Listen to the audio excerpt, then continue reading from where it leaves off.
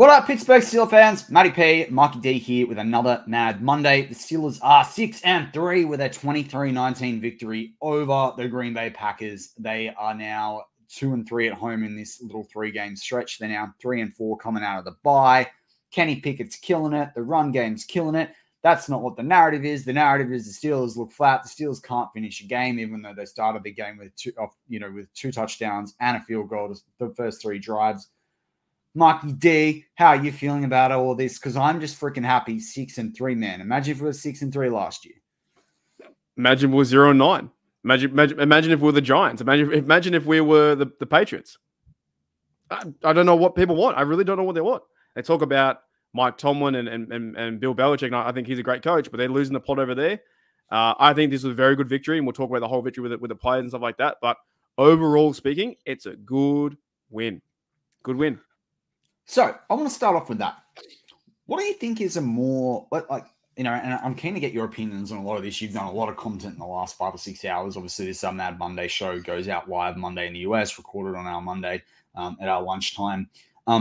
But Kenny Pickett had 100 and I've got in front of me right now. I think it's off the top of my head. He had 125 yards roughly. It wasn't like 14 or 22 or something like that. Anyway, so let's go at 125, 130 yards. No TDs, no interceptions. He scrambled 4 times for 16 yards, I think it was. I think there was a long of 11. But the Steelers ran the ball overall for 205 yards. Warren had 101. I think Najee had 82 off 14, 15 or something like that, which meant that Warren, I remember him having an average of 6.7. Do you think that it's a bigger deal that Kenny Pickett had no interceptions or that this team made it again over 150 yards? Because my take on this as well, I've got a definition and I'll explain it, but I want to hear your thoughts first. Man, I can't talk today. No lack of coffee. But this team is playing low margin football, and I'll explain what I mean by that after you go. But I think it's quite interesting the no interceptions part. But yeah, what do you think? Do you think like the fact they got over 200 yards, more than like the 150, is a big deal, or do you think it's a bigger deal that they're not turning the football over? I actually think it's kind of a big deal they're running the football, because I think that allows you not to turn it over, if that makes any sense. So the more you run it, the more there's likely a chance you're going to pass it, because Kenny was 14 for 22. You like you said, 125, 126 yards. But in reality, too, I'd rather have Kenny Pickett than the other two quarterbacks that I want to bring up right now. And that is this bloke went 27 for 40, 347, 2 TDs, 2 interceptions, 4 sacks. Guess who that was, Matty? Is that Jackson or Burrow? That's Burr, and they lost 30-27. You can have that with a loss. Don't get fans. You know what? Call Kenny a bust or whatever, or you still don't like him. But Joe Burrow, Kenny can be a bust, bro. Like they're doing it, mate. He's wins. He's had more wins than losses. How's he? I'm not saying you. I'm saying the collective unit of. I know. No, I know. I just don't know how anyone can. I don't know how anyone can have that as their narrative. I don't understand. Still happening. It's like, well, they want the Steelers to run the ball, which they did, by the way. They ran it 36 times, which is great to see. They should be running it 40 times. The way this team is working right now is running the football with Warren and Najee. And Steeler football, play defense, time possession. And then also get the ball. If DJ catches that ball, then Kenny Pickett's got more yards and a chance for a TD in the next spot. So to me, like, I'd rather Kenny Pickett be like this character and work into a better role next year or late on the season, right? And also different games happen. So Burrow went 347, 2 TDs, 2 interceptions, 4 sacks. Burrow, you got done, son. And the other one is Lamar Jackson was 13-23, 223 yards, 1 TD, 2 interceptions, 3 sacks, right? And even Watson had 20 for 34, 213, 1 TD, and 1 interception, 4 sacks. I'd say out of all the guys in the AFC North, Kenny played the best. Correct. And they're paying all the money to and if Austin hadn't have committed that foul, I reckon that looked good. Wasn't there was another missed one in the first half. Who was that to? But anyway, I think, and it goes back to what you said about running the rock, and it was where I was kind of hoping we'd go, and that's low margin football. This team, people got to get it through their heads. We've now played 9 games. This team is going to win by a low margin, or they're going to lose by a low margin. But I know that sounds an odd thing to say when we got belted by the 49ers and we got, who again look pretty good after what they did with Jacksonville. I know we got belted by the Texans. They did beat the Bengals. So we got beat by 2 teams that are pretty darn good. And I know that they were big scores, but the low margins there are a lot to do with there were too many low margins that added up to a collective terrible play. Whereas when you look at the games now and the way this team's shaping up and the guys that are in there, I do think the Steelers are going to only win on low margins, and that is what it is. But again, this week, we saw them hold a team to under 20 points. We saw them score over 22 points, get near that 24 mark. You can't criticize it like a win like that. I know that they are unassured. I know that at the last drive and the last minute, we're still waiting for the Steelers to do something and to close the game out. But as you said on your live stream, 2 weeks in a row, they were on the defensive side of the football to end the game. 2 interceptions. I don't know what more you can ask. They played the prevent defense. Kazi came up with it, and also Kwon Alexander, who did go down. We'll talk in a minute, but he made the play last week. And this team has also, the defense has held the last 3 teams to below 20 points. If you score 3 touchdowns, which they can do and they're showing to do, you win the games. I don't care what anyone says. Are they a playoff team? They can be. Can they win a playoff game? We don't know. We don't know if they're going to win one or lose one. We don't know. I think I added up in my head at the time. I think someone can correct me on this, but I think the Steelers are only allowed 63 points. I think it is across. I can quickly actually pull that up. In the fourth quarter? 63 points since the bye defensively. Wow. Yeah, 24, 44, 54, 64. Yeah, 63 points. 63 points, right? In 4 games. That's an average of like less than 20. I'm sure of it. Remember I was going off when I was off air talking about the 1976 Steelers, and they didn't score like. Yeah. I'm gonna look. 40. So it's 47. 47 plus 19 is 66 points. 66 points. So are you saying they're going to be like the 1976 Steelers? Because in 5 of their games, right? 5 of their games, they only allowed. No, wait. In 1, 2, 3, 4, 5, 6, 7, 8, 9. In the last 9 games in 1976 season, they only allowed, I think, 28 points. Can you believe that? Shout out to 1976 Steelers. The first reference on the show. I love that stat too. But no, dude, that's an average of 16.5 points. It's not bad. Like, sorry. I'm just saying two teams. Oh, wait, I lie. It's 76. It's 76.5. But that's still less than 20 points. Sorry, I lie because I mixed it. 2 TDs, a field goal. Boswell, he's money, by the way. Boswell, mate, he's one of the best, isn't he? Yeah. He's one of the best. Yeah, it's 19. It's like 19.15 points or something. But they're scoring, what did they get there? 34, 54, 77 points. So they're fine, man. They're fine. That's low margins. It's just what it is. And the Pat P, I talked about in the takeaway show. So if you missed that, everyone should go back and listen to that. But the Pat P block on the extra point is such a big deal. I feel like this is going to be glossed over by a lot of people in their reviews. That allowed the Steelers to win this game because of the pressure it put on Jordan Love down the stretch to have to score the touchdown. Like, it meant that the Steelers didn't have to force anything in the fourth quarter. They could run the game, kick the 2 field goals. I know Boz missed one of them, but it meant that Jordan Love had to push the football down the field and put them under pressure. That is a huge play on special teams. Do you mind taking this off me? Because that's take of the day right there. Like 100%. Like, you take this? Can you get that? Can you get that? That is take of the day. Do you know why? Because you're exactly effing right. Because it makes it, you don't settle for a field goal. You've got to go for the TD. Close the show out. That's it. We're done. Patrick Peterson, your champion. That's take of the day.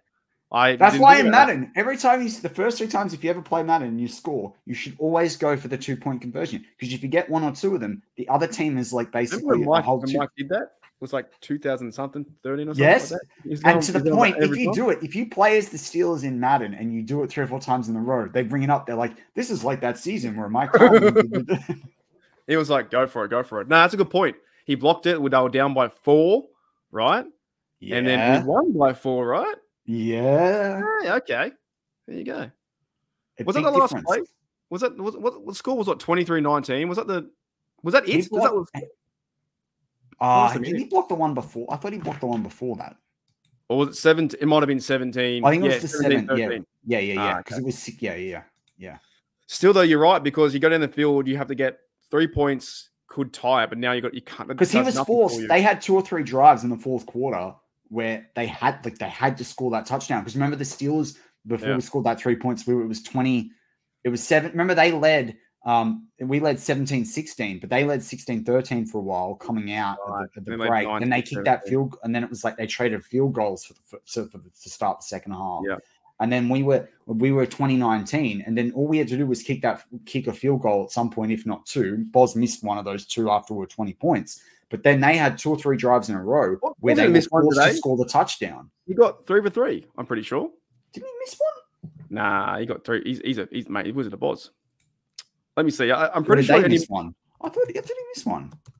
They missed the block. The Wizard of Oz went 3 for 3 and 2 for 2. He got 11 points. I didn't miss one. We didn't win. We didn't win because of you, Boswell.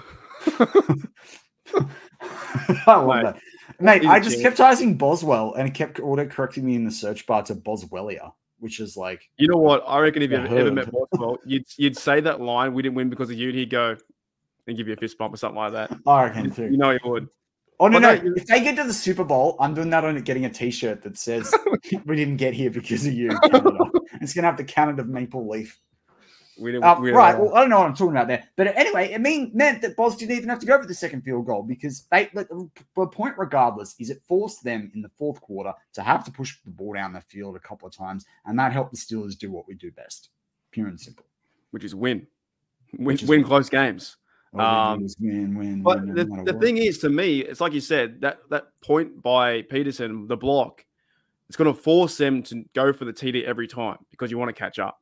Yeah. You know, and they never got that. And if they're like 4th and 1 and 35-yard, they might go for it. I can't remember if they missed it or not. Even though it happened like 4 hours because ago. Even if, let's say Jordan Love they had scored, right, in that final minute, still started timeout on the clock, they would have only had to get back in field goal range and they still would have won the game because the Packers would have gone up by 7 points, right, which means that they would have been 26-24. And then the Steelers would have only needed to kick a field goal to win 27-26. So the implications of the Pat P extra point block, that is the winning play of this game. Well, yeah, if they go, so they're on 19. If they score a touchdown, they're on 25. 26. Well, if they convert, because there's no point in kicking the two. It's a big risk to go for the 2-point conversion. So it's either, there'll be 26-23. They've got to get a field goal to tie or then win a TD. Yeah. You know what, though? I don't care how it happened. I think that the defense, I still want to talk about this third and forever situation. I don't know. Yeah, because that's what I was going to go to as well. Because that. But again, this extra point, it kind of lets you off the hook a little bit because as long as they don't take the points, it's bend won't break. But yeah, let's get to the third points. The third. Where do we find the stat for that? I tried to find the stat. I cannot find the stat. So Pro Football Reference has it, but they don't update that stat until the Tuesday. But ESPN has drive. I'm talking like 3rd and 10 plus. Anything 3rd and 10 plus is a win for them. It's not good. So you have to go.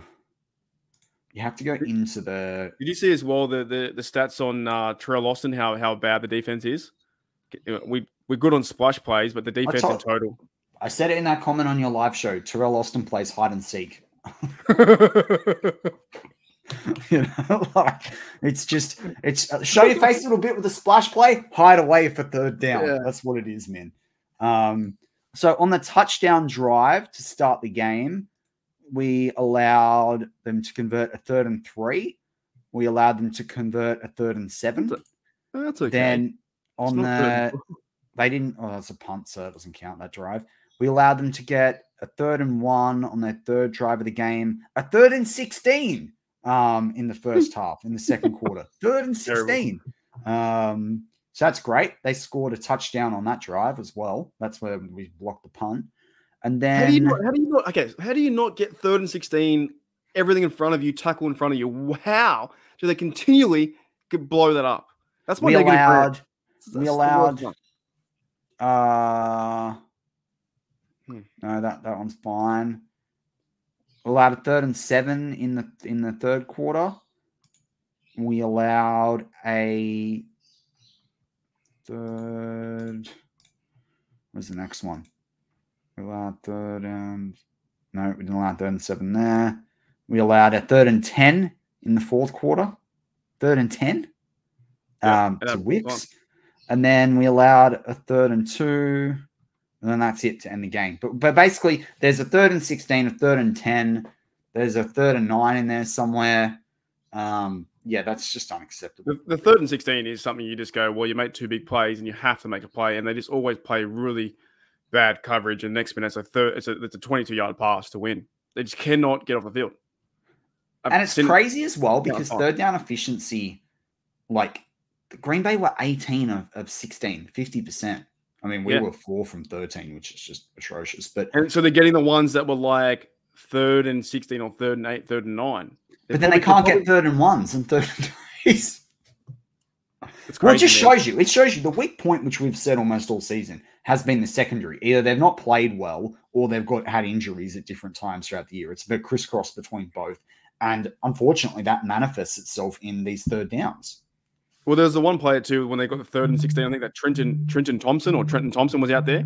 Yeah, it didn't look good, man. I think he's back to the practice squad. Mm-hmm. If he, he can on the veteran side of things. I don't think he fits in the experienced players. I mean, it just allows them to convert drives. Like they had 11 drives versus our 10 drives. We should have completely shut them down. We should have had they time possession. We had 30 minutes and 33 versus their 29-27. We should have had the ball for 33, 34 minutes in this game. Like we let them off. It shows you that Jordan Love came to play football today too, and that the Packers came to play as well. Who's their coach? LaFleur? Is it LaFleur? Yeah, I've rated Jordan Love. I've always thought Jordan Love can play. Well, LaFleur gave Mike Tomlin a shout out as well for this before the game as well. So I thought they played the Packers played a pretty good game today. They tried to near the end anyway. They totally did. But we kind of stopped them too in certain parts, like in those turnovers and the run downs. I think some runs we were pretty good, except for one big run. There was one big run for 40 yards or whatnot. Do you know my favorite stat line of the day? And this is going to sound boring to most people, particularly if you have watched the takeaways and reaction videos. I did talk about this as one of my 6 things. Honest to God, I'm just happy that they only had 3 penalties. I was getting really worried about the trend that we saw with penalties and like the fact that one of them came offensive. Obviously you can have offensive and defensive penalties, but the fact one of them was an offensive one to Calvin Austin down the stretch, it was a really annoying penalty because I feel like they were on a streak there. But like ultimately, the game didn't come down to them committing costly penalties because I felt they've played with fire the last 3 to 4 weeks on that. What are your thoughts on that fumble about Kenny Pickett passing the ball backwards? I think it was a fumble, bro. I think it was a bad. I think we got away with one there. Although the Jaguars game, they gave them the game, so it's like even now. But the Green Bay Packers fans should be very mad because that was a bad pass. I think the officiating is awful. There's I said this in the BTSC live chat a couple of weeks ago. I was in there. The NFL makes billions of dollars a year. The refs should be all the refs and video guys should all be fully professional. That should be their job. There should be an academy. If we can do it in Australian sport that makes a 100th of the money in some of these sports to what the NFL makes, I don't understand how they can't be getting this right. It beggars belief. You could see on the footage it was going backwards. It's like the college the other day. You see the college the other day where there was safeties, there was all these kind of things not getting called. It's like, okay. And this one was like, it was going backwards, And even you called it incomplete pass, but like it dead set was a backwards pass, and it should have been Green Bay ball. But that's the other thing we talk about Kenny Pickett, right? Like, and people will be like, oh, he didn't have like 300 yards and did it. Kenny Pickett was 14 from 23, right? Which puts him over the 66% mark. Pretty close to. 119 yards if you take out the sacks. Average yards per pass of 5. He was only sacked once for 7 yards. He threw no interceptions. Jordan Love threw 2 interceptions. It was 21 from 40. Barely 50%. In fact, 52.5%. So for 283 yards. So I don't really understand what you want. Like they want it both ways. They want the team to run the football for 200 yards and also run and also run. Yeah, exactly right. Kenny Pickett to get 300-yard game. That's what they want. They want to win by 30 points. Look, it could be worse, guys. We could be the Jets versus the Vegas Raiders. Could be the Giants. You see the Giants play today with their quarterback with what's his name? That is it Tyrod Taylor? It's back there. No, it's DeVito's Danny DeVito playing out there. DeVito. Yeah, he's Tommy DeVito. Yeah, he's looking awful, mate. It could be. I don't know. Well. Barkley only got me like 4 points in freaking fantasy. But like this, Dak got me 37. I'm happy with Dak. Yeah, he was on fire. Do you know I got Dak in our league? I didn't have to trade for him or anything. He was just sitting there free available. I traded Danny Dimes to the waiver wire for Dak Prescott. You know what they want? They want Josh Dobbs back. 23, 34, 268. Josh Dobbs knifed me, man. He made it very hard for the New Orleans Saints to win, and they obviously lost. And that you know why it was hard for them to win? Because I had Derek Carr. That's why. Mate, Olave's money, man. 13, they went to Winston. Can you turn our league into a dynasty? I want to keep my players for next year. I don't know if can I do that? Maybe. No, I want new players, man, because I'm gonna go all out next year and just choose all the running backs in a row. No, who do I choose? I've got 4 or 5 on the roster, man. Yeah, I've got no one. I've got Chris Hubbard. And I picked one of them defensively, so no one else could get him. But yeah, man, Derek Carr had 13, 18, 110 yards, 2 sacks. They went to Winston and got he got 2 TDs but 2 interceptions. He's always like that. So let's go to the big injury, because this is going to be a problem this week. Huge. Right now, there's 2 ways they can tackle this as well. I think you can, if Minka's back, that helps safety wise. You can play Kazi and Fitzpatrick, and Neal comes into the box for the majority of it. You know, Reeb, you kind of try to make it work. They've got Michael Walker on the practice squad. He could be someone I think they pull up. I think that'd be a good idea. The NFL make it very hard now to find out who's a free agent and who's not. It's incredibly frustrating. I feel like you could do this in 2007, but you can't do it in 2023. I don't understand. I had a quick look. A couple of guys I did find. Christian Kirksey is officially retired, so I don't think that's happening. In terms of people that related to the Steelers, Nick Kwiatkowski was released on August, and according to Spot Rack, there's no one that he's with at the moment. I don't know where else, what else other places are saying, but they're usually pretty on the money. So he seems, at least he knows the team, at least he went through training camp with the team, at least he'd be cheap. But yeah, if Kwon really has torn his Achilles, I mean, we've lost 2 running back, our top 2 linebackers probably for the year in the space of 2 weeks. That sucks. Back to back, yeah. Then so Holcomb was playing good, and then Kwon was playing. He was filling in, and now we've got to find another fill-in. So those 2 blokes. And everyone remember, you can't trade for anybody. This has happened at the worst time. Could this have happened 2 weeks earlier? So I wonder though, is this where we see Nick Herbig start to play inside a lot more? Because they said I've heard the narrative, but Austin shut it down the other day. But this was before the injury. Yeah, but he shut it down before Kwon was injured, right? And he's not playing a shutdown defense. Like, all I'll say is they wanted Herbig to learn outside. They said that very clearly in OTAs and rookie minicamp, that they wanted him just to do outside this year. We'll look at his potential next year. Injuries have forced this. He's shown he can play. He can show and he can rush the quarterback. Like, even if he does moves where he rushes the quarterback and Highsmith or TJ step back into coverage like they do, or they interchange, on the line, that sort of thing. I don't mind Mark Robinson, but I trust Herbig's a much more agile guy. I kind of trust Herbig a bit more in the pass pro. Is it kind of like pass coverage than I do than I do Mark Rob?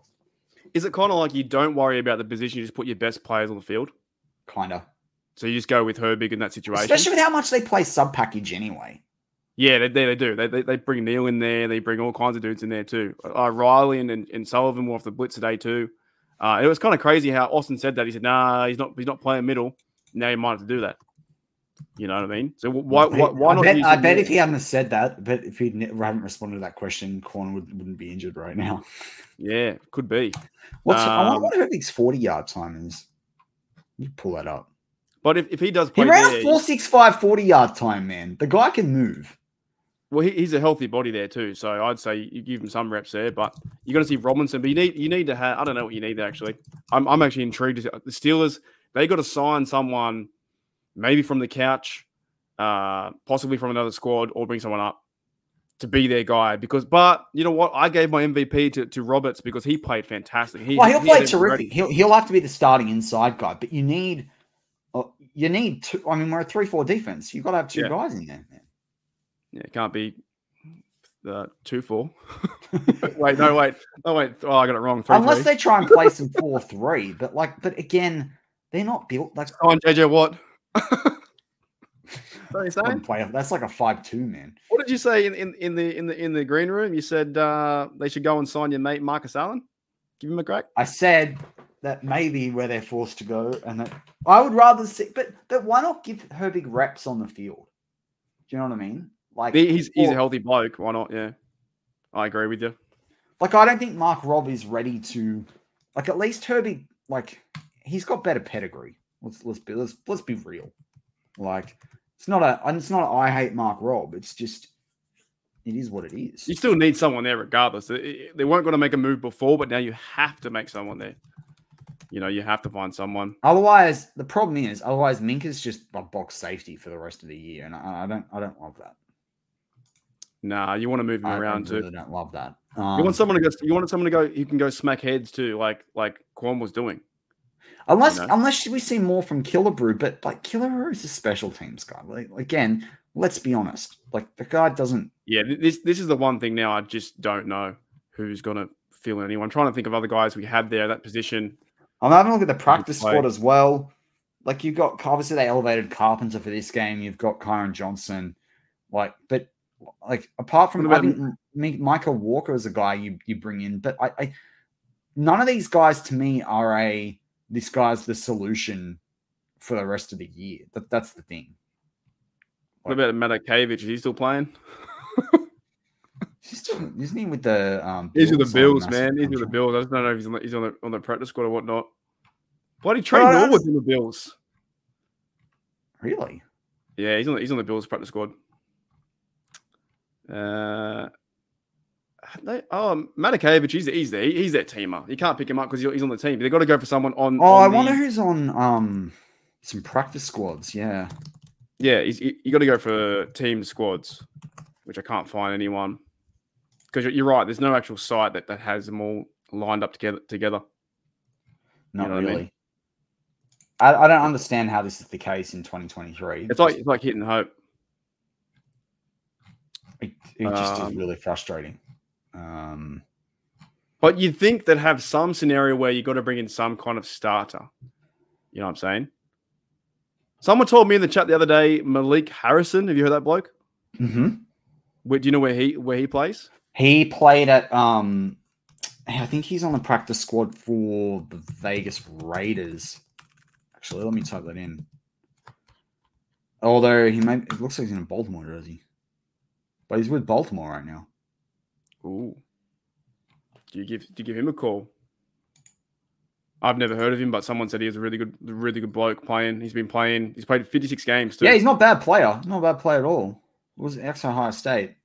If he's on the, so they're gonna get someone like that. They're gonna have to get someone like that. I don't know if he's on the practice squad though. He played against Cleveland. Oh, so no, you can't. You can't get him. You can't trade for him. No. Well, you can't trade for anyone. It's just if he's in the practice squad, you can sign to the full thing. Yeah. But I don't know if he's elevated or not. I'd have to have a look. Because now they're down to Roberts, Robinson, and the two guys on the squad, Carpenter and Walker. Yeah. That's it. Yeah. That's it. For middle linebacker at least. I think Herbig's there, man. Could be. Or at least some part. Like you said, they have some good linebackers. I wonder who is on their practice squad. They play sub package anyway. So injured reserve practice squad. Here we go. We're like looking for trash cans. That is exactly what it freaking is. Oh, they got Josh Ross out of Michigan. Nah, I don't like that, man. Well, they got to get someone in for sure because they're gonna lose a spot anyway. They're gonna have to find. I'm trying to think who else plays a 3-4 as well. Like, what are the odds you actually think that Marcus Allen gets signed? Is he fit enough to come back? Not that I'm saying that, but you can't. No, he wasn't actually a linebacker that played that position well, did he? He's not. No, I know, but he's not. No, he's not. But it means that this is the conundrum: is if Minka's fit, you move Neal in on all pass coverage, and that's what it is, right? But if Minka's not fit, you can't do that. So that's the problem that they've got here. Well, didn't Keanu Neal play with Kazi like that, where he played middle linebacker for a whole year with the Cowboys? Yeah. Right. So they could go in that sense, right? Unless they go and do a similar thing and go, I think Landon Collins is available. They did, and he was a similar player. The Giants tried to turn him into a linebacker. I was thinking Minnesota because obviously their defensive coordinator is Flores, but they don't have anyone on their practice squad who's a linebacker. Yeah, this is the part I think. Oh, where's McGrone? I like Cameron McGrone. Where's McGrone playing? Who's that? This is like 3 or 4 days that they're gonna figure this out. Mate, like, I don't know. Well, I hope this is I hope freaking Omar Khan's doing it right now. Oh, the minute he went down, he was doing it. Dude, the problem is that they can't. The biggest thing is they can't trade for anyone. That's the problem. No, they can't. Yeah, they can't make that move. All they can do is go practice squad. And there's a certain thing when they sign them from the practice squad, they have to start. Like they need to start. So if they do that, they got to cut someone else. Probably, yeah, but to be fair, you're gonna have to. Well, Kwon will go. Yeah, but remember, Kwon will go on injury reserve, so that means the spot opens up. But at the same time, like, I don't want them to sign anyone that's not going to be a starter. Otherwise, you may as well get the experience to. Well, if they sign exactly right. If they sign someone, they have to use him. Otherwise, they sign them and don't put them on the active squad on 53. Sorry, on game day. But they have to be on the squad, I think. Actually, maybe I don't know if there's a rule if they need to start them or not. But I know they've got to be. You can't sign. They've got to get a helmet, but they don't have to. Yeah, play. But they can't go from practice squad to the other squad. They got to be in the team for like 4 weeks or something like that. Or there's some weird stat. But this is pretty big, man. That Kwon went down for the back-to-back position. How unlucky it is for 2 players tearing their knee and ACL and whatnot, and now they got to find someone for that exact same position. Very rare. Very rare. Well, the problem now is that like it's a safety problem and it's a linebacker problem. That's what makes this a conundrum. Yeah. Like, you know, I think, and also like even Van Noy signed the other week. Like he was on the couch. Like the timing of this is just awful for this team. And the reason why we're spending so much time talking about it to everyone is like you can't figure it out. Not only you can't figure it out, but like it has such a bearing on what this defense does. Like same with the McCall Walker. I looked him up. He was a Falcons guy for 3 years. So he had a lot of tackles in games too. So because they played a 3-4 for a long time. Right. But Carpenter, he got activated to the squad too. Tyreek Carpenter. I don't know where he came from though. He sounds like he was from Seattle. Something. Right. Don't know if hitting available. Hitting available on the spot rack. See, half of these guys are with teams. That's what I hate. Oh, Carpenter was a Green Bay Packer, my bad. Green Bay Packer. Like Deion Jones got brought back to the Panthers recently. Rashaan Evans is with Atlanta. Like, I'm looking for guys. Is Jared Davis available? Rashaan Evans. They could go after Rashaan Evans, who was signed to the practice squad by Dallas. That'd probably be the top target. Wasn't he the bloke? He was at the He was the Maulers, right? Was he the Maulers? No. As well in the CFL. I think he was. I remember Deke talking about him. I think he was with the Maulers last year. They were so high in him. Yeah, he was pretty high. I think that was a bloke. Let me see. Pretty high rated guy. I could be wrong. Nah, maybe I'm wrong. I'd go after Rashaan Evans. He'd be my guy. He'd be my top target. Sorry, I'm thinking of Reuben Foster. It's a different bloke. Oh yeah. I know you go. So I've been going after Rashaan Evans, and then I guess you've kind of got to go Kwiatkowski just because of the familiarity. Is he on the squad too? Kwiatkowski's free, whereas Rashaan Evans is on the practice squad for the Cowboys. Right. Yeah, but he got elevated. He got elevated for the Dallas game. Yeah, see? For the Philadelphia game, a week ago. I don't know if he played today.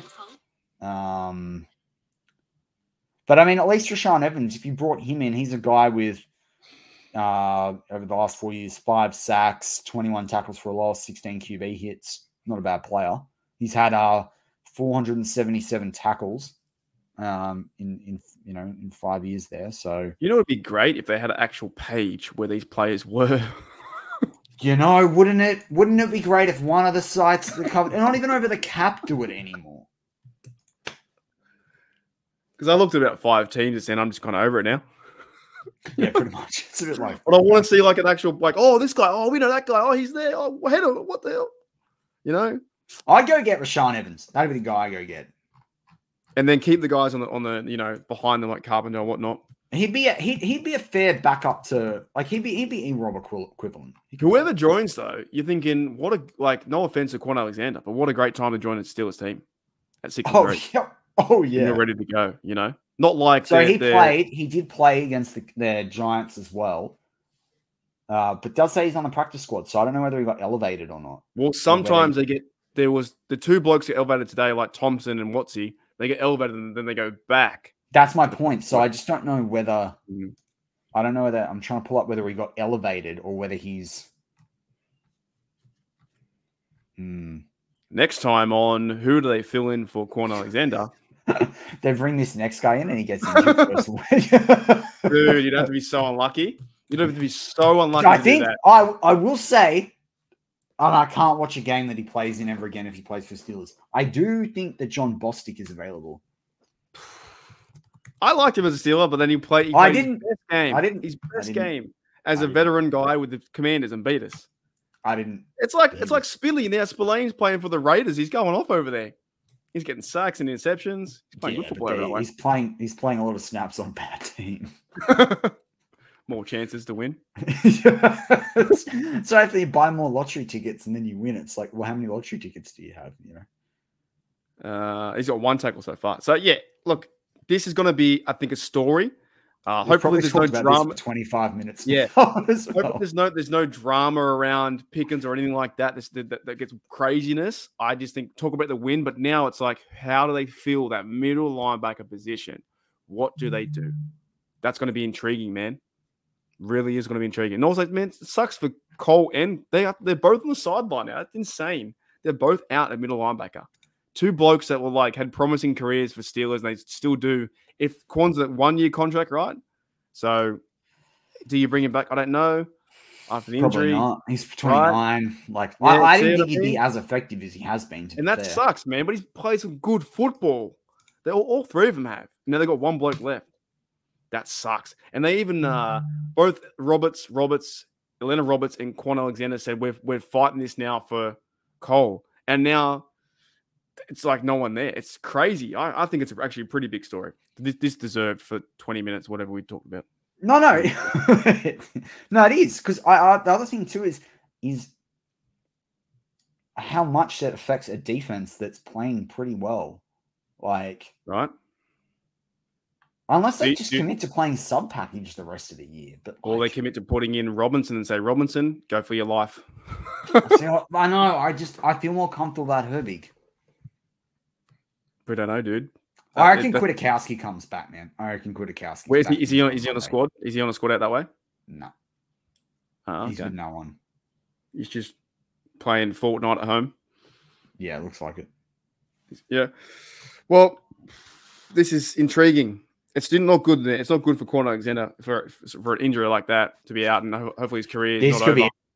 This could be a career. It can be a career because the teams won't want to. Teams won't want to buy him back, will they? They won't want to give him another chance, will they? Well, no one did apart from us, so... Right. So for the 1 year as well. He was, 9-year vet, I think? Unless Kwiatkowski's on the Atlanta... I think he might be on the Atlanta Falcons. You know, number 46, Christian 46, right? He played... Played Kwiatkowski's with... Well, Rashaan Evans is not there. Man, can one website possibly... I'm going to have to go... I'll check out the Falcons. But could one website possibly document all of the NFL free agents that are still out there? Nah, it'd be it's really difficult. Like, it's really difficult. Did you? You know, the host of Touchdown Under to have this conversation properly and educated, and there's people out there that are paid to manage NFL pages on the website, and they can't do this. It's a bare minimum. There's a bloke called Milo Ilfa for the Falcons. Go pick him up. He'll be right. Sure, mate. Did you see changing tune just a little bit? Did you see that play? And actually, I now hate the Packers even more. Well, they got John McGlue. Get John McGlue. Did you see the play on the Packers pushing out a Steeler to take out Danny Smith? Did you see that? It's pretty disgusting, to be honest. Yeah. He pushed him late, and then Danny Smith hit his head pretty hard. And then, but imagine if the coach imagine if, look at all the trouble that Tomlin got in on the sideline. Yep. If a player is the coach, that to me, if you're going to find anyone, you find that player, because that was a pretty dog move. Oh yeah, for being a Packer. Right near the end of the game, last play or whatever it was, Danny Smith fell down, hit his head. I hope by the way he's good, because Danny Smith is cool. And yeah, that's to me. I just sort of replayed just then. Man, he could have hit his head, and the gum could have got lodged in his throat, and he could have choked and died. Like 100%. I mean, I'm not. No, I mean, visualize it. I mean, deadly serious. Yeah. So number 50 from the Packers pushed out 23 Kazi after the game was pretty much over. Like that is offense. Is that their Walker? Is that Walker from 50 for the Packers? Let's find out. Let's name and shame them. That to me is a pretty dog move. I don't like that at all. I've now watched it 3 times in a row. And Danny Smith got knocked out. And that's when the big you know what, too? That's going to fire the Steelers up as well. That's good. I know. I will make. Can I make one joke? Danny Smith will be on the IR with Kwon. we need a teams coach. Trading for one of them as well. No, you're on fire today. Well, the Kuntz almost got him injured as well. Yeah, I know. We could have Rex Brahama. We could have had Brahma, whatever his name is. Rex Brahama. He played for the Bahamas. Bahamas. I can't speak now. Brahmas. 50 was. Hold a minute. Walker for them? Was it Troy Anderson? Walker's on. Who was 50 for them? I haven't got a 50 for the Packers. Where is it? What is this show turning into? I'm going to find out who this bloke is. Hold up. Wait a minute. Hold up. Wait, was he? Oh, he was their right tackle. 50. Tom Zach. It was Zach Tom. Oh, Zach Tom. I like Zach Tom. Zach Tom's good. He played at Wake Forest. I like that Zach Tom. Nah, he's gone now, mate. Nah, look, nothing too against the bloke, but you shouldn't do that. No. It's bad. It's bad. Lost it. Danny Smith, he really hit his head pretty bad. Surely so he's out of bounds. Surely that's a fine. Actually, Kazi was already kind of running into Danny Smith, but the push definitely didn't help. Like, Danny Smith is ready to tackle him, and then he gets knocked out. How good would it be if Danny Smith tackled him? What, Kazi? Just went around the legs. I want to pull this up again. We've got it on Twitter. Will YouTube ban us if I pull it up on? Yeah, it won't like it. It won't like football. I've been flagged now twice. It doesn't like it. It knows from the algorithm. So I just watch and react to it. So it's pretty bad. I'm just watching it again. It's a shocker, man. You can't do that. Yeah. And everyone crowds around him because 50 hits the dirt pretty bad too. He goes right into just pushing it. Kazi was already out, man. He's gonna get big. How is that not unnecessary roughness? Yeah. Well, that was the last game. That's a point too. To be fair, he didn't line Danny Smith up. Dude, Danny Smith got rocked. Shout out to Danny Smith. He got absolutely rocked. You know what a shout out to Danny Smith is, though? It's not just that he got rocked. He didn't jump out of the way and let Kazi go smashing into the bench. He kind of stood there and because if he had moved away, Kazi would have gone straight into the bench. Instead, he hit him like a pinball, and then they both fell down. So actually, Kazi should be very thankful to Danny Smith. If anyone says this game doesn't mean anything to any players, Kazi was straight in there and smacked him. Sorry. This. If you look at the bench, they're all around him going, "Let's fire it up." This fires me up as a fan. The place is going nuts. Like watching this play over and over, fires me up. That Danny Smith hopefully he's okay, and they're going after 50. Everyone's in there fired up, right? Darnell Washington was there. Leal was there. Man, can you imagine even like Zach Tom's a big bloke? Imagine if you're standing between Leal and Washington. Go to 4 seconds in. I love how we're dissecting the play now. Go 5 seconds in. Darnell's like the biggest guy in the pack. It looks like he's surrounded by kindergartners in there. Which I don't understand why they can't use him. I'm just going to repeat that. Look how big the bloke is. I know. 6 seconds. There's a great image. It's actually on a thumbnail for one of the videos on the channel where Austin is standing next to Darnell Washington, and it's literally like this. And there's also a point where Miles Killebrew is holding his helmet up like he's a tribal chief. Like all that, man. Dude, this will rally the team. I think this kind of stuff will fire the team up. But I can't believe Danny he got booted. And you're right, he kind of saves. He saves Kazi, man, because he bumps him out of the way, kind of thing. Dude, if he moves, Kazi's going right to the dirt. 100%, man. 100. See Amalo put his helmet on to get ready to go in there. I reckon this fires him up, and I hope he's good because I reckon he should be tested for concussion for Danny Smith. That's crazy. He did lift his head pretty quick, to be fair. He'll get fined. Yeah, he'll get. That was the last play too. Anyway, I wanted to bring that up. That was crazy. Covered a lot. Before we wrap it up, I guess apart from the takeaways of the Steelers need to solve their safety and linebacker positions quick, smart before AFC North football continues, where they are two very, very key positions. We talked about the narrative around Kenny Pickett. We talked about the narrative around the run game. It doesn't really matter who starts. They're both contributing. Just be happy with it.